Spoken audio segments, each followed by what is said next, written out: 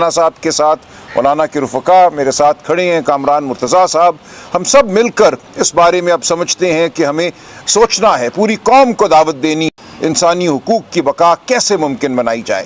آئین کو اس وقت جو ایک خطرہ ہے، میں سمجھتا ہوں مکمل اس کی تحلیل ہمارے سامنے ہے۔ کوئی بھی آئینی حق، ہمارا حق آواز بلند کرنے کا، آپ نے دیکھا پیکا کے ساتھ کیا ہوا ہے۔ صحافتی برادری اس وقت مجرم بن چکی ہے، آپ کی کسی بھی گفتگو پر آپ کو معطوب کیا جا سکتا ہے، آپ کے خلاف مقدمے بن سکتے ہیں، ہمارے خلاف مقدمے بن سکتے ہیں۔ جو ہمارا آئینی حق ہے اکٹھے کھڑا ہونے کا، وہ حق بھی جو ہے ہم سے چھین لیا گیا ہے۔ اکٹھے کھڑے ہونے پر بھی مقدمہ بنتا ہے، ہمارا آئین کا ہمیں یہ حق دیتا ہے، وہ بھی ہم سے چھین لیا گیا ہے۔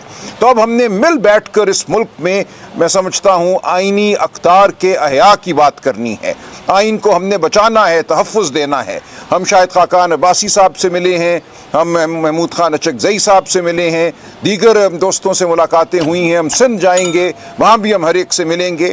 ہم نے مہارنگ بلوچ سے بھی بات کرنے کا فیصلہ کیا ہے۔ ہم پورے پاکستان کو اب دعوت دے رہے ہیں کہ آئینی اقدار کے لیے اس ایک نقطے پر ہم کھڑے ہو جائیں، آئین کی بقا کے لیے۔ تو اس لیے ہم بہت پر امید ہیں کہ اب ہم صحیح سمت میں چل رہے ہیں اور پوری قوم انشاءاللہ ہمارا ساتھ دے گی۔ عمر صاحب، کامران صاحب آپ پہلے بات کر لیجیے۔ بسم اللہ الرحمن الرحیم، بہت شکریہ۔ سینٹر میں آ جاتا ہوں، آپ ادھر آئیں۔ بسم اللہ الرحمن الرحیم، خواتین و حضرات بہت شکریہ۔ میں سب سے پہلے مولانا فضل الرحمان صاحب کا شکریہ ادا کرتا ہوں، سینیٹر کامران مرتضیٰ صاحب کے اور ان کی ساری ٹیم کا، انہوں نے مہمان نوازی کی۔ یہاں پہ جس طرح کے سلمان اکرم راجہ صاحب سیکریٹری جنرل پاکستان تحریک انصاف نے واضح طور پہ اور بڑے تفصیلاً آپ کو بتایا، پس منظر بتایا اور بتایا کہ ہم لوگ جمہوریت کی فلاح و بہبود کے لیے، جمہوریت کے فروغ کے لیے یہاں پہ آئے ہیں۔ اور اس وقت جو بنیادی چیزیں تھیں حکومت کے ساتھ، وہ ساری چیزیں ہم نے بتائیں مولانا صاحب کو۔ جو انسٹالڈ گورنمنٹ ہے کہ انہوں نے وعدہ کیا تھا کہ وہ وزیر اعظم عمران خان صاحب سے ہماری ملاقات کرائیں گے ان مانیٹرڈ ماحول میں، وہ نہیں ہو سکی۔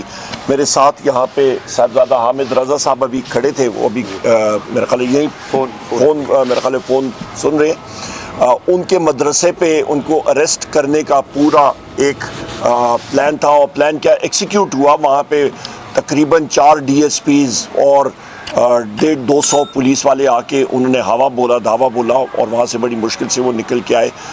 کل بھی ہمارے میاں غوث صاحب ممبر نیشنل اسمبلی کو لاہور میں ڈیفنس میں سے ان کو وہاں سے اریسٹ کیا گیا، ان کو چار دیواری کو پامال کیا گیا، دروازے توڑے گئے۔ تو یہ حالات جو ہیں، اس پہ میں سمجھتا ہوں کہ جو انسٹالڈ گورنمنٹ ہے ان کی یہ بات کرنی کہ مذاکرات آگے جائیں تو بڑا مشکل ہو جاتا ہے اور ناممکن ہو جاتا ہے کہ جہاں پہ بنیادی چیزیں جو ہماری ڈیمانڈز ہیں کمیشنز کے بنانے کی، آپ کے 26 نومبر کی، 9 مئی کی، وہ نہیں بنی، اور اس کے ساتھ ساتھ پھر جو ہمارے اسیران کی رہائی آئین اور قانون کے مطابق، وہ اس کے اوپر کوئی وہ نہیں ہو۔ اور سب سے اہم بات یہ ہے کہ جو صاحبزادہ حامد رضا صاحب کے مدرسے پہ ریٹ، اور اس کے ساتھ ساتھ صرف ایک بات کرنی تھی کہ ہم لوگ یہ کمیشنز بنانے جا رہے ہیں، اور ان کو ہم نے تیسری نشست میں بواز بلند یہ کہا تھا کہ یہ ہونے چاہیے، اناؤنسمنٹ ہونی چاہیے، اور یہ پریکرسر ہے یا پری ریکویزٹ ہے ہمارا آپ کی چوتھی نشست کا، وہ نہیں ہو سکا، اس لیے ہم لوگ مذاکرات میں نہیں گئے اور مذاکرات ختم ہوئے۔ اس آخری بات میں یہاں پہ یہ کروں گا کہ جو آپ کا پیکا لاء میں امینڈمنٹ ہے اور پاکستان ڈیجیٹل ایکٹ جو ابھی بنا ہے، پاکستان ڈیجیٹل ایکٹ آپ صحافی خواتین و حضرات کے لیے اور پورے پاکستان میں جو خواتین و حضرات آپ سن رہے ہیں کہ ہم نے پاکستان تحریک انصاف نے اس کے خلاف ووٹ کیا نیشنل اسمبلی کی اسٹینڈنگ کمیٹی میں، اور ہم نے یہ فورس کیا گورنمنٹ کو کہ جی آپ یہ کیوں ترامیم کر رہے ہیں، یہ جتنے آپ کے ڈیجیٹل میڈیا کے ساتھ تعلق رکھنے والے یا آپ کے جو ایکٹیوسٹ ہیں یا آپ کے کوئی بھی شخص جو ڈیجیٹل میڈیا کے ساتھ جس کا تعلق ہے، وہ سارے کے سارے ایک چھتری تلے آپ لا کے تو ایک ٹیلر میڈ ایڈ دے کے کسی ایک شخص کو آپ وہاں پہ تعینات کر دیں گے اور لوگوں کو پھر آپ ہراساں کریں گے۔ یہ ماڈل پاکستان میں اس وقت جو چل رہا ہے، یہ بالکل آپ کا شمالی کوریا ماڈل یا میانمار ماڈل جو ہے اس پہ ہم لوگ جا رہے ہیں۔ اور آخر میں یہ بات کروں گا کہ ایک آزادانہ الیکشن کمیشن، سکندر سلطان راجہ کو جو منفی رول تھا اس کو ہم لوگ کنڈیم کرتے ہیں، جو اس کمشنرز نے کام کیا جو الیکشنز کے حوالے سے، اور اس لیے ہم لوگ اپوزیشن پارٹیز کو ریچ آؤٹ کر رہے ہیں کہ ہم لوگ اپنی مشاورت کے ساتھ صحیح نام ان لوگوں کے نام دیں جو کہ انٹیگریٹی کے ہوں. بہت شکریہ جی. بسم اللہ الرحمن الرحیم. پہلے تو میں دوستوں کو پی ٹی آئی کے ویلکم کرتا ہوں. مولانا صاحب نے خود ان کو ویلکم کیا ہے اور کافی لمبی چوڑی گپ شپ ہوئی ہے. دوست آج کافی وقفے کے بعد تشریف لائے تھے اور وہ رابطے جو کہ درمیان میں رکے ہوئے تھے وہ آج بحال ہوئے ہیں. کچھ باتیں جو ہے جو ان کی اور گورنمنٹ کے مذاکرات چل رہے ہیں اس حوالے سے انہوں نے مولانا صاحب کو اپڈیٹ کیا ہے اور ساری تفصیل بتائی ہے کہ کیا کیا باتیں ہوئی ہیں یا کس باتوں کی وجہ سے جو ہے نا وہ معاملات اب تک رکے ہوئے ہے کہ اس کے بہتر وٹنس یا یہ بتا سکتے تھے، یہ بہتر وٹنس ہے، یہ دوست بتا سکتے تھے یا نون کے لوگ جو ہیں وہ بتا سکتے ہیں. دوسری بات جو اس میں اہم تھی الیکشن کمیشن کے حوالے سے دھاندلی کی پیداوار ہے. جو کچھ یہاں پہ اس الیکشن میں جو لوگ بیٹھے ہوئے ہیں جس طرح سے بھی ہوا ہے اس میں میجارٹی جو ہے دھاندلی کے نتیجے میں اس الیکشن میں آئے ہیں. تو اب چونکہ چیف الیکشن کمشنر اور باقی 2 ممبران کا انتخاب ہونا ہے اور پی ٹی آئی ایک بڑی جماعت کے طور پہ تشریف لائی تھی کہ جی اس میں جو ہے وہ کوئی ایسا کنسنسس ڈیولپ کیا جائے جس کے نتیجے میں کوئی بہتر الیکشن کمیشن آ سکے یا یہ 2 ممبرز اور الیکشن کمیشن. اور تیسری باتیں انہوں نے کہا تھا کہ یہ 1 پوائنٹ ایجنڈے پہ جو ہے وہ کچھ دستور کی مطابقت میں آگے مل جل کے چلنا چاہتے ہیں. اور یہ جو تیسرا نقطہ ہے، باقی 2 چیزیں تو اس میں پہلی چیز تو ایک اطلاع کی حد تک تھی، دوسری جو ہے وہ ان کو ہم نے بتایا کہ اس کے اوپر آپ بھی تھوڑا ہوم ورک کر لیجئے، ہم بھی ہوم ورک کریں گے. مگر اس کا فائدہ بظاہر اس لیے نہیں ہوتا کہ فخر الدین جی ابراہیم جیسا ایماندار آدمی بھی ناکام ہو گیا تھا. جب تک اس کا انفراسٹرکچر موجود نہ ہو، جب تک وہ مداخلت جو کہ الیکشن میں ہوتی ہے وہ ختم نہ ہو، اس وقت تک جو ہے وہ آپ کسی کو بھی بٹھا لیں اس کا نتیجہ کوئی نہیں نکلے گا. تیسری بات جو مل جل کے چلنے کے حوالے سے اپوزیشن لیڈر صاحب نے بتایا، جنرل سیکرٹری صاحب نے بتایا پی ٹی آئی کے، تو اس میں مولانا صاحب کا اور جے یو آئی کا اپنا ایک مزاج ہے. وہ مزاج یہ ہے کہ جب تک وہ اپنی جماعت سے اجازت نہیں لے لیتے، معاملات کو اپنی جماعت کے اداروں کے سامنے نہیں رکھ لیتے، اس وقت تک کوئی ایسی بات کنفرم نہیں کر سکتے. تو وہ بات جو ہے وہ انڈر کنسیڈریشن آ گئی. انہوں نے بتایا سارا کچھ، انہوں نے اعتماد میں لیا، ان کے پرپوزلز آ گئے.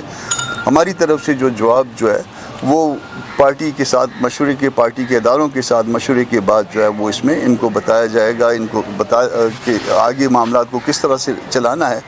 البتہ ایک 2 رکنی کمیٹی جو ہے وہ اس میں فارم کی ہے، جو اسد کیسر صاحب اور میں خود ہوں اس میں، اور وہ امیڈیٹ کوئی رابطے کی بات ہوگی، کوئی ایسی چیز جس میں کوئی غلط فہمی ڈیولپ ہو رہی ہوگی 2 پارٹیوں کے درمیان، یا کسی چیز سے روکنا تھا یا کسی کام کو کرنا تھا، تو آئندہ کے لیے ایک فی الحال جو ایک عارضی جو ایک میکنزم جو ہے ہم نے بنایا ہے، وہ اسد کیسر صاحب اور میں جو ہے وہ آپس میں بات کر لیں گے. باقی اس کے بعد جو معاملات جب آگے بڑھیں گے تو پھر دونوں پارٹیاں جس طرح سے چاہیں گی اس معاملے کو آگے بڑھائیں گی. تو آپ سب تشریف لائے، آپ کا بہت شکریہ. نماز کا ٹائم ہو گیا ہے، اذان ہو گئی ہے. آپ بھی نماز پڑھیے، ہم بھی نماز پڑھتے ہیں اور دعا بھی کرتے ہیں. دعا سوالوں سے بچنے کے لیے نماز کے بعد پریس کانفرنس کر لینی تھی. نماز لمبی ہوتی ہے ہماری.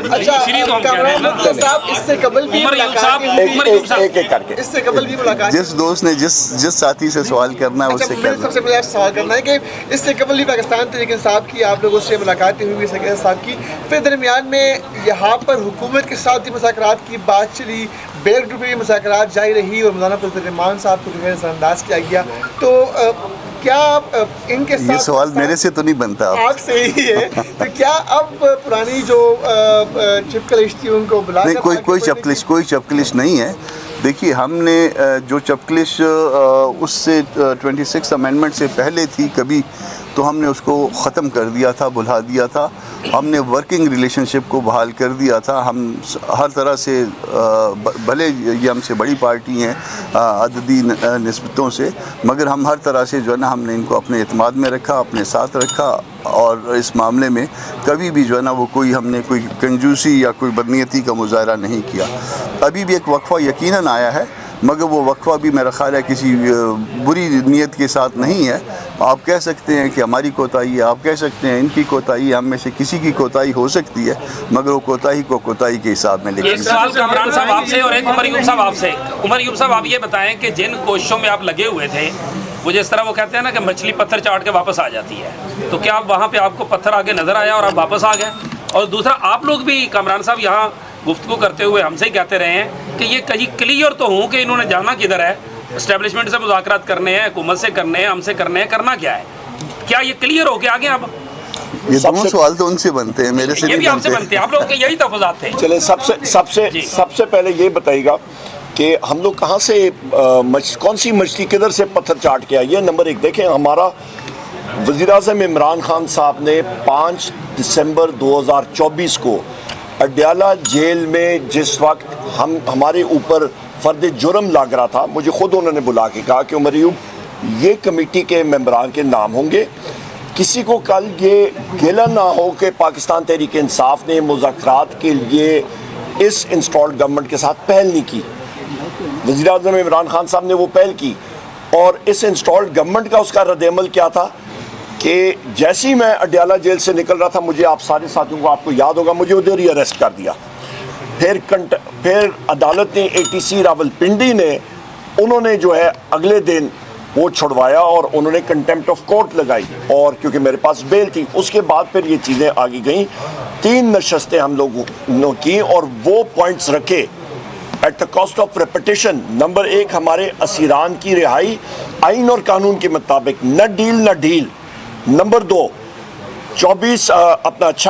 26 نومبر 2024 اور آپ کا 9 مئی کے جو سانے ہوئے تھے ان کے حوالے سے, جو 9 مئی کا انسیڈنٹ ہوا تھا جو ہم سمجھتے ہیں کہ فالس فلیگ آپریشن تھا, اس کے اوپر ہم نے کہا ٹھیک ہے آپ ایک انڈیپینڈنٹ کمیشن بٹھائیں, اور وہ کمیشن وہ ہوگا جس کے اوپر دونوں اطراف سے انڈیپینڈنٹ ججز, سینئر موسٹ ججز آف دا سپریم کورٹ یا ہائی کورٹ اسلام آباد ہائی کورٹ, اس کے اوپر بٹھائیں. پر انہوں نے نہیں کیا, اور سونے پہ سہاگا جو ہماری ڈیمانڈز تھیں کہ آپ ہماری ملاقات وزیر اعظم عمران خان صاحب سے ان مانیٹرڈ انوائرمنٹ میں کرائیں. یہاں پہ وہ طارق عزیز صاحب کہتے تھے سنتے کانوں دیکھتی آنکھوں, تو وہ کم از کم وہ سنتی آنکھیں اور دیکھتا کم از کم مانیٹرنگ نہ کریں. انہوں نے اپنے اعلامیے میں اس کے ساتھ ہماری تائید کی پر وہ کرا نہیں سکے. تو ہم لوگ یہ پوچھتے ہیں کہ جناب کہ یہ لوگ اپنے آپ کو یہ حکومت کہتے ہیں, تو یہ اجازت پٹواری چکری سے لینی ہے, پٹواری اڈیالے سے لینی ہے, پٹواری دمیال سے لینی ہے, پٹواری ٹوبا ٹیکسنگ سے لینی ہے, کس سے انہوں نے اجازت لینی ہے؟ تو یہ آپ ایوب صاحب یہ بتا دیں کہ جو مطالبہ آپ شہباز شریف صاحب کی حکومت سے کر رہے ہیں جوڈیشل کمیشن کا, ظاہر ہے آپ اس سے پہلے آپ کی حکومت تھی وہ اتنی بے بس تھی, شہباز شریف صاحب کی حکومت اس سے زیادہ بے بس ہے, تو کیا ان کے پاس یہ اختیار ہے کہ وہ جوڈیشل کمیشن بنائے؟ کیونکہ اس سے آپ سے بہتر کون جانتا ہے کہ گزشتہ 4 سال آپ نے جو گزارے اس سے تو حالات اور بھی بدتر ہیں. تو آپ مجھے بتا دیں ہم لوگ پھر کس, میں مطلب بحیثیت لیڈر آف دی اپوزیشن یا سلمان اکرم راجہ صاحب ایز سیکرٹری جنرل PTI, یا ہم لوگ کس کو درخواست لکھیں؟ کسی گرداور کو لکھیں, گرداور رائیونٹ کو لکھیں ہم لوگ درخواست کیجیے آ کے مذاکرات کے لیے, مطلب کس ہم نے اپروچ, ہم لوگ ہمارے کاؤنٹر پارٹ کون ہوں گے؟ شاید گرداور رائیونٹ ہو, میرا خیال ہے وہ ان سے زیادہ میرا خیال ہے وہ ہوں گے امپاورڈ ہوں گے. اور اسی لیے اب ہم پاکستان کی عوام کے پاس جا رہے ہیں.